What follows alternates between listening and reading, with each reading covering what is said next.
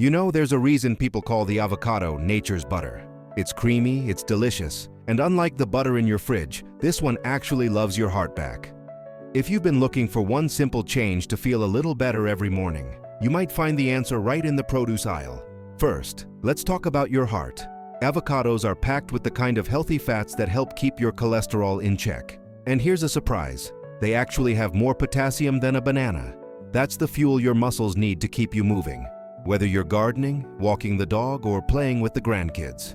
But it's not just about the body, it's about the mind. Avocados are rich in antioxidants that act like a shield for your eyes and your brain. They help keep your vision clear and your memory sharp, so you can focus on the things and the people that matter most. The best part?